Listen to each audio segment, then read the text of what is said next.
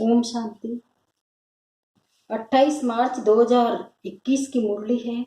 आज अव्यक्त वाणी है। रिवाइज है। 27/11/87 की मुरली है। मुरली का टाइटल है बेहद के वैरागी की ही सच्चे राज ऋषि है। आज बाप दादा सर्व राज ऋषियों की दरबार को देख रहे हैं। सारे कल्प में राजाओं की दरबार अनेक बार लगती है, लेकिन ये राज ऋषियों की दरबार इस संगम युग पर ही लगती है। राजा भी हो और राज ऋषि भी हो, ये विशेषता इस समय की इस दरबार की गाई हुई है। एक तरफ राजाई अर्थात सर्व प्राप्तियों के अधिकारी और दूसरी तरफ राज ऋषि अर्थात बेहद के वैराग्य वृत्ति वाले। एक तरफ सर्व प्राप्ति के अधिकार का नशा और दूसरे तरफ बेहद के वैरागी का अलौकिक नशा। जितना ही श्रेष्ठ भाग्य उतना ही श्रेष्ठ त्याग, दोनों का बैलेंस, इसको कहते हैं राज ऋषि। ऐसे राज ऋषि बच्चों का बैलेंस देख रहे थे। अभी अभी अधिकारीपन का नशा और अभी अभी वैराग्य वृत्ति का नशा। इस प्रैक्टिकल में कहाँ तक स्थित हो सकते हैं, अर्थात दोनों स्थितियों का समान अभ्यास कहाँ तक कर रहे हैं, ये चेक कर रहे थे। नंबरवार अभ्यासी तो सब बच्चे ही हैं, लेकिन समय प्रमाण इन दोनों अभ्यास को और भी ज्यादा से ज्यादा बढ़ाते चलो। बेहद के वैराग्य वृत्ति का अर्थ ही वैराग्य अर्थात किनारा करना नहीं, लेकिन सर्व प्राप्ति होते हुए भी हद की आकर्षण मन को व बुद्धि को आकर्षण में नहीं लावे। बेहद अर्थात में संपन्न आत्मा बाप समान सदा सर्व कर्म इंद्रियों की राज्य अधिकारी, इन सूक्ष्म शक्तियों मन बुद्धि संस्कार के भी अधिकारी, संकल्प मात्र भी अधीनता न हो, इसको कहते हैं राज ऋषि अर्थात बेहद की वैराग्य वृत्ति। ये पुरानी देह व देह की पुरानी दुनिया व व्यक्त भाव वैभवों का भाव, इन सब आकर्षणों से सदा और सह दूर रहने वाले। जैसे साइंस की शक्ति धरने की आकर्षण से परे कर लेती है, ऐसे साइलेंस की शक्ति इन सब हद की आकर्षण से दूर ले जाती है। इसको कहते हैं संपूर्ण संपन्न बाप समान स्थिति। तो ऐसी स्थिति के अभ्यासी बने हो। स्थूल कर्म इंद्रिया ये तो बहुत मोटी बात है। कर्म इंद्रिय जीत बनना ये फिर भी सहज है, लेकिन मन बुद्धि संस्कार इन सूक्ष्म शक्तियों पर विजयी बनना ये सूक्ष्म अभ्यास है। जिस समय जो संकल्प जो संस्कार इमर्ज करने चाहे वही संकल्प वही संस्कार सहज अपना सके, इसको कहते हैं सूक्ष्म शक्तियों पर विजय अर्थात राज स्थिति। जैसे स्थूल कर्म इंद्रियों को ऑर्डर करते हो कि ये करो न करो, हाथ नीचे ऊपर करो तो ऊपर हो जाता है ना, ऐसे संकल्प और संस्कार और निर्णय शक्ति बुद्धि ऐसे ही ऑर्डर पर चले। आत्मा अर्थात राजा मन को अर्थात संकल्प शक्ति को ऑर्डर करे कि अभी अभी एकाग्रचित हो जाओ, एक संकल्प में स्थित हो जाओ, तो राजा का ऑर्डर उसी घड़ी उसी प्रकार से मानना, यह है राज अधिकारी की निशानी। ऐसे नहीं कि 3-4 मिनट के अभ्यास बाद मन माने या एकाग्रता के बजाय हलचल के बाद एकाग्र बने, इसको क्या कहेंगे? अधिकारी कहेंगे। तो ऐसी चेकिंग करो, क्योंकि पहले से ही सुनाया है कि अंतिम समय की अंतिम रिजल्ट का समय 1 सेकंड का क्वेश्चन एक ही होगा।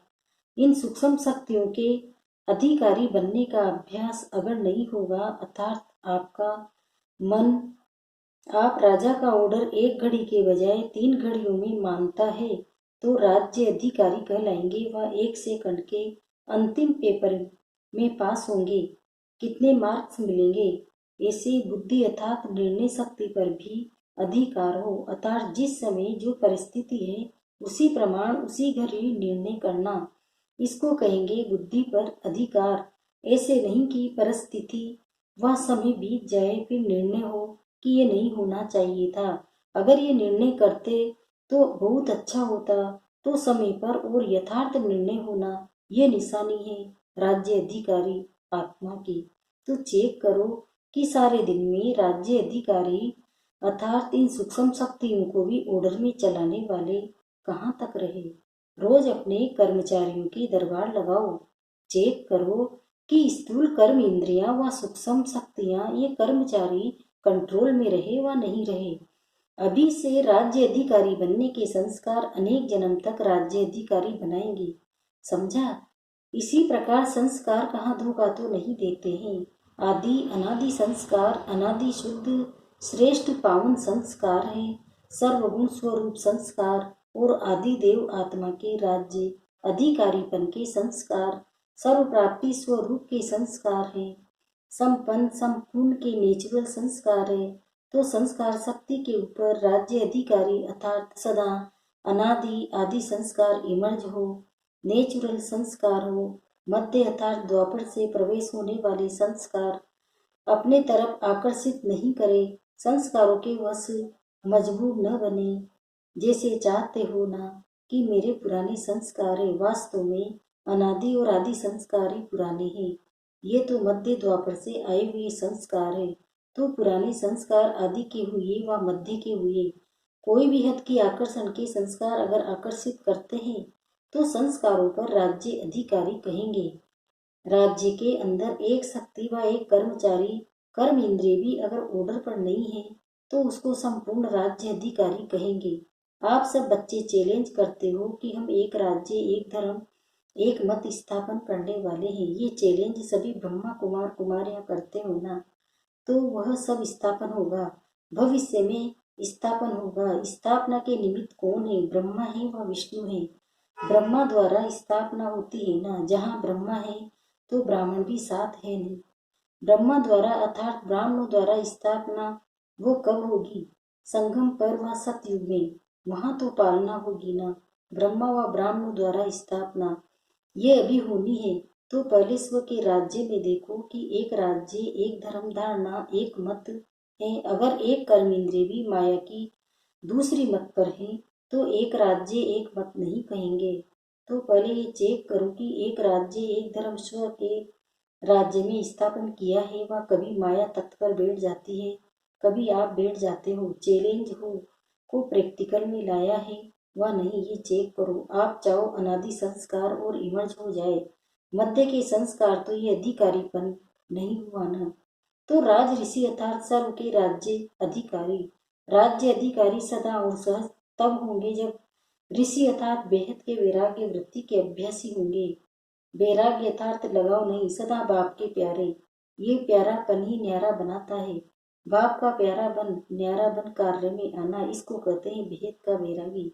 बाप का प्यारा नहीं तो न्यारा भी नहीं बन सकते, लगाव में आ जाएंगे। बाप का प्यारा और किसी व्यक्ति व वैभव का प्यारा हो नहीं सकता, वो सदा आकर्षण से परे अर्थात न्यारे होंगे। इसको कहते हैं निर्लेप स्थिति। कोई भी हद की आकर्षण की लेप में आने वाले नहीं। रचना व साधनों को निर्लेप होकर कार्य में लावे, ऐसे बेहद के वैरागी सच्चे राज ऋषि बने हो। ऐसे नहीं सोचना कि सिर्फ एक व दो कमजोरी रह गई है, सिर्फ एक सूक्ष्म शक्ति व कर्म इंद्रिय कंट्रोल में कम है, बाकी सब ठीक है। लेकिन जहाँ एक भी कमजोरी है तो माया का गेट है, चाहे छोटा चाहे बड़ा गेट हो, लेकिन गेट तो गेट है ना। अगर गेट खुला रह गया तो माया जीत जगजीत कैसे बन सकेंगे? एक तरफ एक राज्य एक धर्म की तो सुनहरी दुनिया का आह्वान कर रहे हो और साथ साथ फिर कमजोरी अर्थात माया का भी आह्वान कर रहे हो, तो रिजल्ट क्या होगी? दुविधा में रह जाएंगे। इसलिए छोटी बात में भी बहुत कुछ है। मेरे में तो सिर्फ एक ही बात है, दूसरे को देखते देखते स्वयं न रह जाओ। सी ब्रह्मा फादर कहा हुआ है, फालो फादर कहा हुआ है, सर्व के सहयोगी स्नेही जरूर बनो, गुण ग्राहक जरूर बनो, लेकिन फालो फादर ब्रह्मा बाप की लास्ट स्टेज राज ऋषि की देखी। इतना बच्चों का प्यारा होते भी सामने देखते हुए भी न्यारापन ही देखा ना। बेहद का वैराग्य यही स्थिति प्रैक्टिकल में देखी। कर्म भोग होते भी कर्म इंद्रियों पर अधिकारी बन अर्थात राज ऋषि बन संपूर्ण स्थिति का अनुभव कराया, इसलिए कहते हैं फालो फादर। तो अपने राज्य अधिकारियों राज्य कारोबारियों को सदा देखना, कोई भी राज्य कारोबारी कहाँ धोखा तो न दे। समझा? अच्छा, आज भिन्न भिन्न स्थानों से एक स्थान पर पहुंच गए हैं। इसी को ही नदी सागर मेला कहा जाता है। मेले में मिलना भी होता है और माल भी मिलता है, इसलिए सभी मेले में पहुंच गए हैं। नए बच्चों की सीजन का ये लास्ट ग्रुप है। पुरानों को भी नयों के साथ चांस मिला है। प्रकृति भी अभी तक प्यार से सहयोग दे रही है, लेकिन इसका एडवांटेज नहीं लेना, नहीं तो प्रकृति भी होशियार है। अच्छा, चारों ओर के सदा राजऋषि बच्चों को, सदा स्व पर राज्य करने वाले, सदा विजयी बन निर्विघ्न राज्य कारोबार चलाने वाले राज्य अधिकारी बच्चों को, सदा बेहद के वैराग्य वृत्ति में रहने वाले सभी ऋषि कुमार कुमारियों को, सदा बाप के प्यारे बन न्यारे को कार्य करने वाले न्यारे और प्यारे बच्चों को, सदा ब्रह्मा बाप को फॉलो करने वाले वफादार बच्चों को बाप दादा का याद प्यार और नमस्ते। पार्ट 2 से अव्यक्त बाप दादा की मुलाकात। अनेक बार की विजयी आत्माएं हैं, ऐसा अनुभव करते हो। विजयी बनना मुश्किल लगता है या सहज? क्योंकि जो सहज बात होती है वो सदा हो सकती है, मुश्किल बात सदा नहीं होती। जो अनेक बार कार्य किया हुआ होता है वो स्वतः ही सहज हो जाता है। कभी कोई नया काम किया जाता है तो पहले मुश्किल लगता है, लेकिन जब कर लिया जाता है तो वही मुश्किल काम सहज लगता है। तो आप सभी इस एक बार के विजयी नहीं हो, अनेक बार के विजयी हो। अनेक बार के विजयी अर्थात सदा सहज विजयी का अनुभव करने वाले। जो सहज विजयी है उनको हर कदम में ऐसे ही अनुभव होता है कि ये सब कार्य हुए ही पड़े हैं, हर कदम में विजय हुई ही पड़ी है, होगी या नहीं यह संकल्प भी नहीं उठ सकता।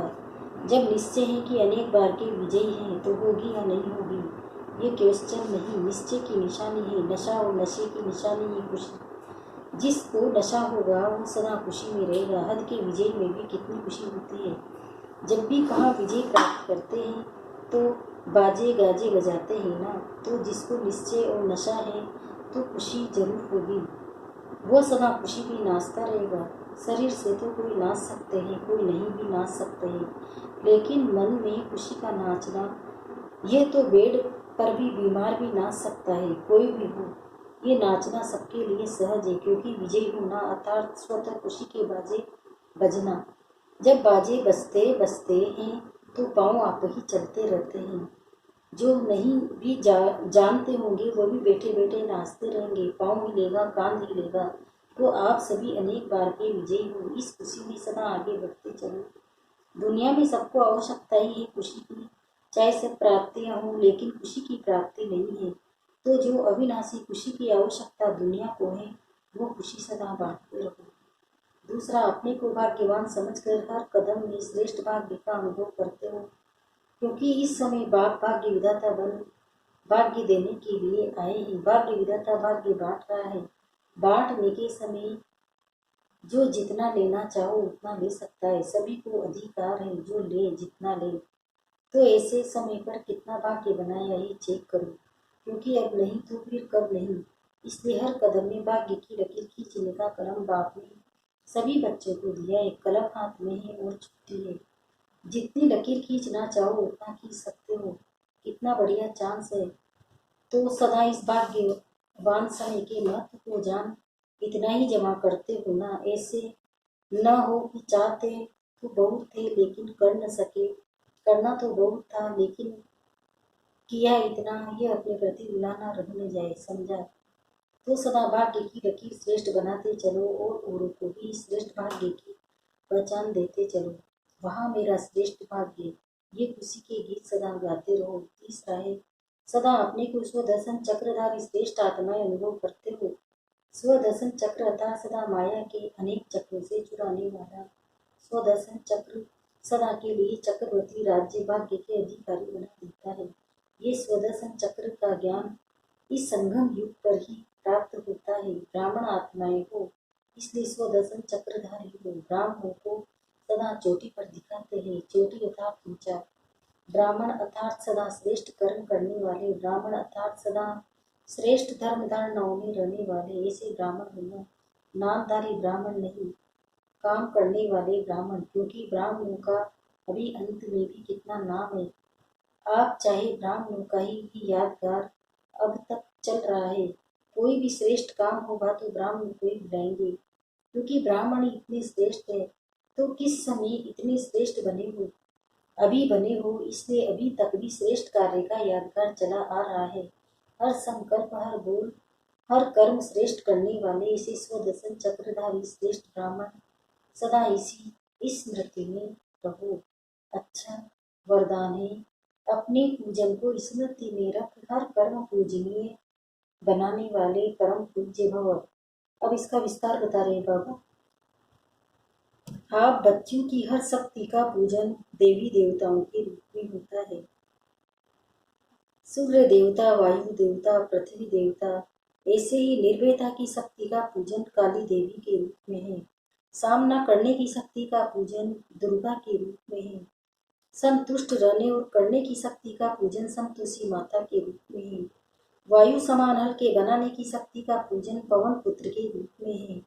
तो अपने इस पूजन को स्मृति में रख हर कर्म पूजनीय बनाओ, तब परम पूज्य बनेंगे। स्लोगन, जीवन में संतुष्टता और सरलता का संतुलन रखना ही सबसे बड़ी विशेषता है। ओम